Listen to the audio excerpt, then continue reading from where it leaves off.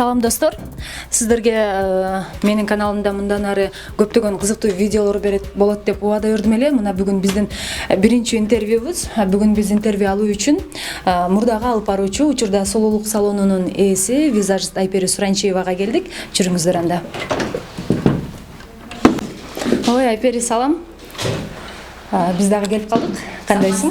Мен сиздерди дагы күтүп жаткам. Биздин студияга кош келиңиздер. Маегибизде силер жакында эле жолдошуң экөөңөр эс алып келдиңер чет өлкөдөн. Ошолдон баштасак. Иштегенди билген адам сөзсүз түрдө эс алганында билиш керек деп коет.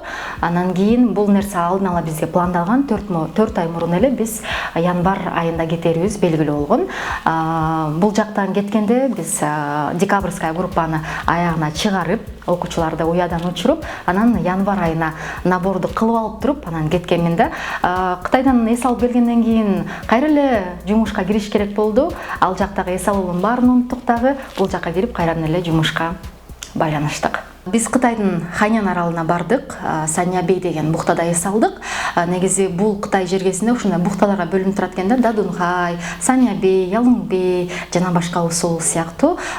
Негизи көрүп ичиң ачышат, ушундай эле мамлекет эмес, островдорду Кытай өнүктүрүп жатканы, анан ичибизден сызып, биздин Кыргызстаныбыз килтеген мамлекетибиз эмнеге мынча өнүгө албайбыз деп.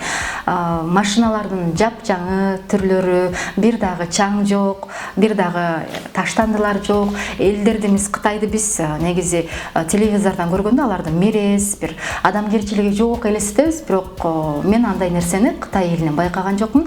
Баары эле сылык сыпайы болушуп, түшүнбөгөн жерлерибизди мындай кытайча түшүнбөсөк дагы өздөрүнүн мимикалары менен бизге түшүндүрүп, аябай жардам беришти. Ошондон улам ойлоп койдум, негизи көз менен көрмөйүнчө, кулак менен укмайынча адам жамандаганы ишенбей эле койсок болот экен да. Кайненемден дагы Кудай мага буйруптур. Негизи биринчи эс алуубузда Дубайга кеткенибизде кайненем карап берген. Анан азыр кайненем Таласта болгонуна байланыштуу өзүмдүн апам, анан бир тууган жеңем бар, акемдин жубайы, биз менен кошуналаш турат бир үйдө. Ошол карап жатат. Мен билишимче, бул силердин биринчи эс алууңар эмес, анан эс алууга барганда эс алууну өзүң белек кыласыңбы же жолдошуң белек кылабы? Негизи эми үй бүлө болгондон кийин касса бир эле болуп калат экен. Атайын копилка ачып койгонбуз. Ошол жакка ай сайын топтоп турабыз дагы, анан чогулганда акырын чет өлкөгө чыгып кете беребиз. Байкашымча, жолдошуң абдан эле түшүнүктүү, жакшы мырза окшойт. Эми ошол жолдошуң тууралуу айта кетсең. Жолдошум мени менен тең эле классташпыз десек болот. Окуп жүргөн учурда экөөбүз бир мектепте окучук, бирок бири-бирибизге маани берчү эмеспиз. Өзү Талас шаарынын кулуну болот, Кировка деген айылыбыз бар. Ошол Кировка айылынын жашоочусу, Таластык негизинен жерлеги боюнча экөөбүз тойдо жолукканбыз, бөлөмдүн тоюнда. Ал бизге куда бала болуп калат, мен ага кудача кыз болуп калам. Ошол тойдон таанышып, анан сен бизде окуучуң эле го деп сөздөн сөз уланып, анан ошол сүйүү мамилесине чейин жетти. Баш кошкон жылыбыз 2014 жылдын ноябрь айы. Учурда 6 жылдын жүзү болуп калды. Ортобузда бир уул, бир кызыбыз бар. Жолдошум өзү кесиби боюнча бухгалтер, бирок өзүнүн кесиби менен эмес, экинчи билими менен иштейт электростанцияда. Ошол бир уул, бир кыздын ата-энесибиз. Айпери, чыгармачылык чөйрө бул саз сыяктуу деп айтат да, бир кирген адам оңой менен чыга албайт деп. Анан сен көп жылдан бери тележаатында иштеп жүрүп эле, анан бат эле бул жааттан алыстап кеттиң. Буга эмне себеп болду? Жакшы суроо. Албетте бул чечимди кабылдаганга чейин мен көп ойлондум. Негизи бул кесипти мен аябай жакшы көрчүмүн. Азыр деле жүрөгүмдүн түпкүрүндө ага болгон жакшы көрүү сезими бар. Бирок билесизби, ойлогон ойду кыстаган турмуш жем коет экен. Баягы эле адам адилетсиздик жоктугунан, ортодо кандайдыр бир интригалар дегендейчи. Анан өзүбүз мынакей жашыбыз 30га чамалап калды. Мен бул негизи эле телерадио жаатына эстесем 19 жашымда келген экем. Азыр мынакей Кудайым буйруса 10 жылдын жүзү болуп калат. Негизи өзүм интригага аралашпаганга аракет кылам да. Буга чейин канча жерде иштеп келдим. Бир дагы интригага аралашпай, анан бул КТРК өзү чоң канал эмеспи, анан ал кандай интригалар болуп турат экен. Ошол интригалардан аябай көңүлүм калды десем болот да. Ошол интригалардан улам бул чечимди кабылдадым десем болот. Себеп дегенде жумушта болгон проблема, жумушта болгон көйгөй кээ бир учурда үйгө көрсөтүлүп калган учурлар болчу да. Себеп деген тияктан маанайың жок үйгө келесиң, үйүңдөн сенин балдар тосуп алат, күйөөң жылмайып тосуп алат. Аларга болгон тияктан маанайың жок дейм. Маанайың жок болгондон кийин күйөөм айтат, эми жумушта болгон проблеманы жумушка таштап келип айып бер депчи. Бирок аны анте алган жокмун. Мен эмоционалдуу адам экен. Келип балдарым ушуп бар, өзүңөрчү ойногулачы деп, жолдошум мисалы, мындай кылбайлы сен кылсаң кыла берчи деп. Ушинтип аларга болгон сүйүү да койчуп баратканда, анан жолдошум айтты, айпири байкашыма караганда жумушка чыккандан бери таптакыр эле өзгөрүлдүң, мага жакпай баратасың, либо жумушту танда, либо мен сага өзүнчө бизнес ачып берейин деди. Анан мен да кызыгып калдым, эмне болгон бизнес депчи. Негизи аял киши аябай суроолорго бай келет эмеспиз. Анан негизи эле жакшы боёносуң, жакшы боёйсуң. Анткени буга чейин үйгө коноктор келип калганда, тойлорго барганда биздикине келгенде алар сөзсүз түрдө боёп, чачтарын кармалап жөнөтчүм. Анан ошол жаатта окуйсуңбу деп калды. Анан ошол сунушу мага жакты. Макул окуйын деп, анан кийин бул жаатта атайын билим алдым Кыргызстанда. Анан кийин 3 ай өзүмдүн салонумда стажировка кылып жүрүп, анан кийин Казакстанга барып билимимди жогорулаттым десем болот. Анан ошодон улам бул салондук бизнеске өтүп кеттим десем болот. Азыр эч өкүнбөйм, себеп дегенде өзүм кожоюнмун, эч кимден уруксат сурабайм, эч ким менин маанайымды түшүрө албайт дегендейчи.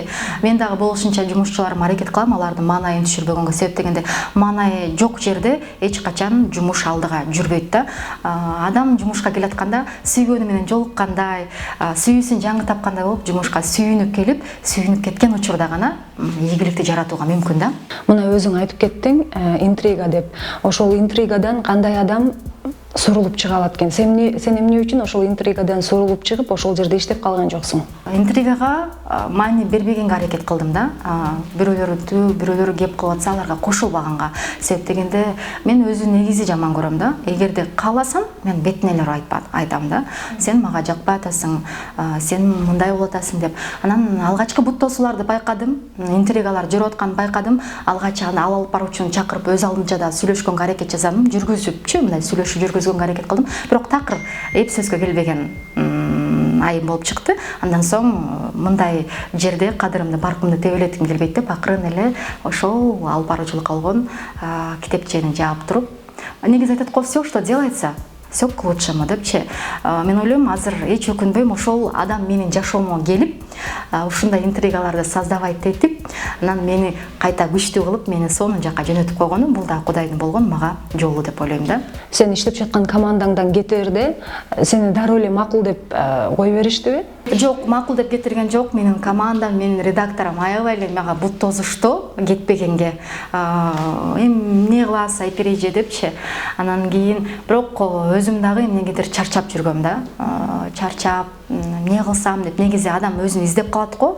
Что-то не получается, адам өзүн өзү издей баштайт да. Ошондой учурда болуп жүргөн. Ошол учур болуп калып, эко бир жолго кесилишип калган үчүн гана мен акырын бул китепчени жаптым го деп ойлойм да. Эгерде бул эко бир көчөдө кесилишпегенде, мен балким ал жактагы кайра эле жумушумду уланта бермекмин деп ойлойм да. Анан сен кеткенде эмне депрессия болдуңбу, стресс болдуңбу, балким өзүнчө эле бир проект алып чыгам дедиңби, кандай болду?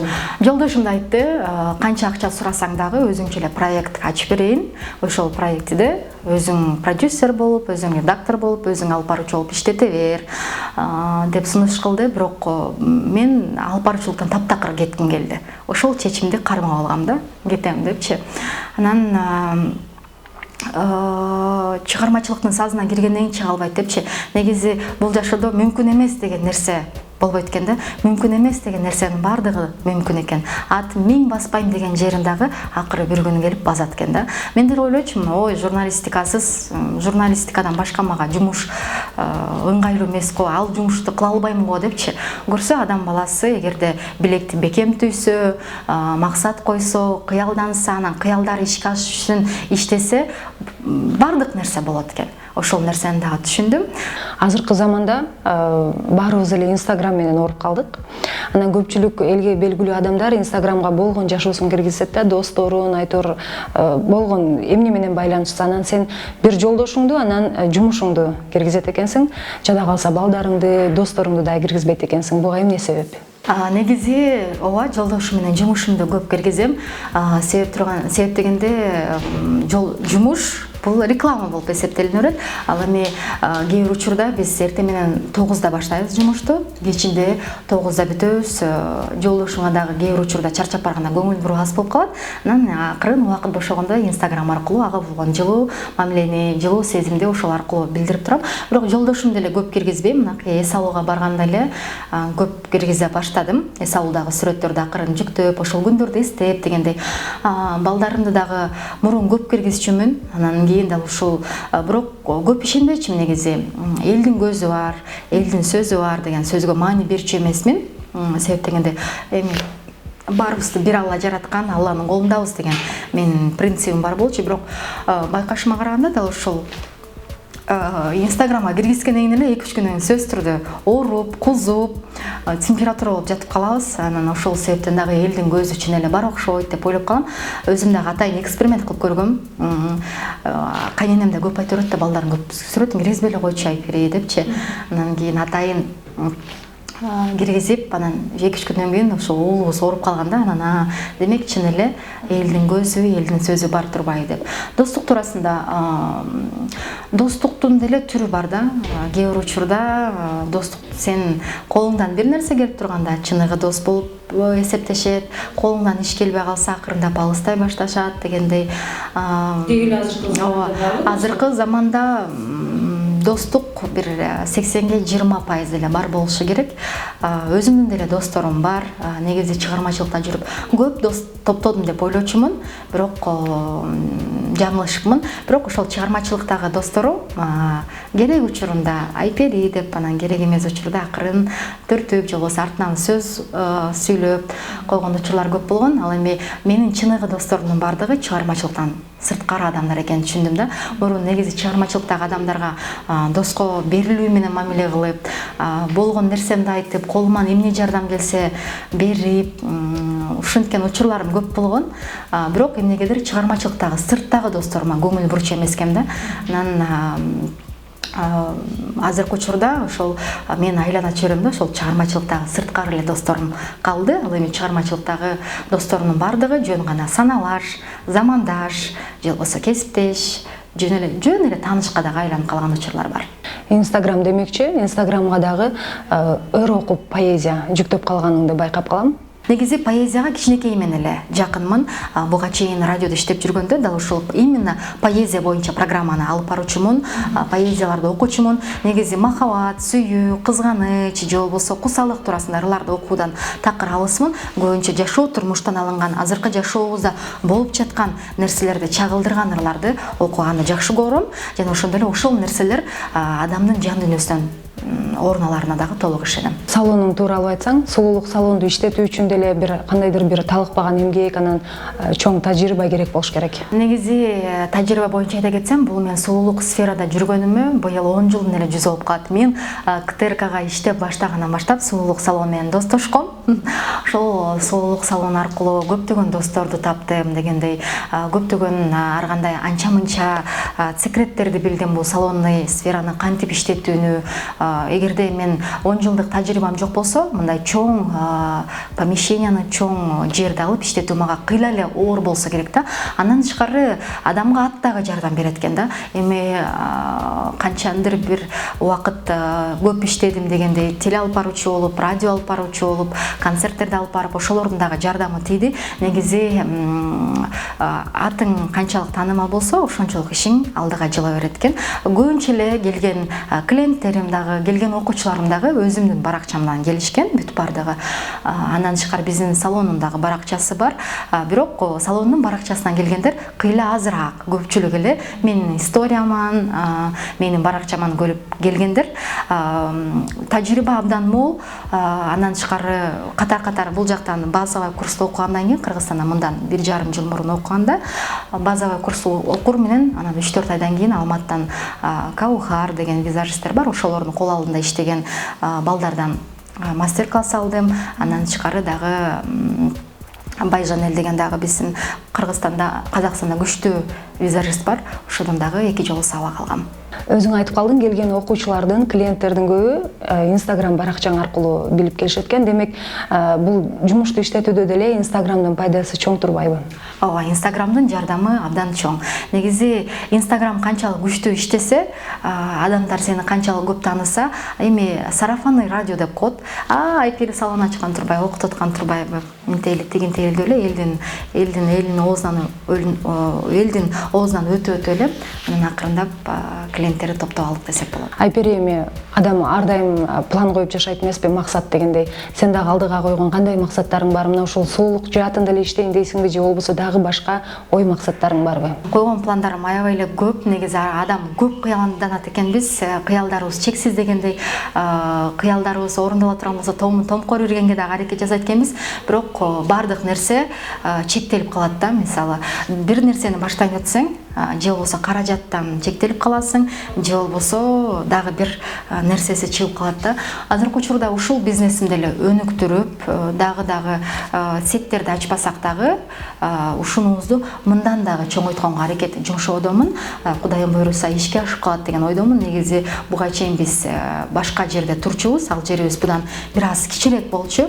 Ошондо эле кыялданчумун, эми Кудайым буйруса бир 3-4 жылдан кийин чоңоюп калам депчи. Кудайдын кулагы сүйүнсүн, 3-4 жылга жетпей эле элибиздин жардамы менен, окуучуларыбыз келгени менен дегендей ушундай чоң, будан тиги салонубуздан 2 эсе чоң да.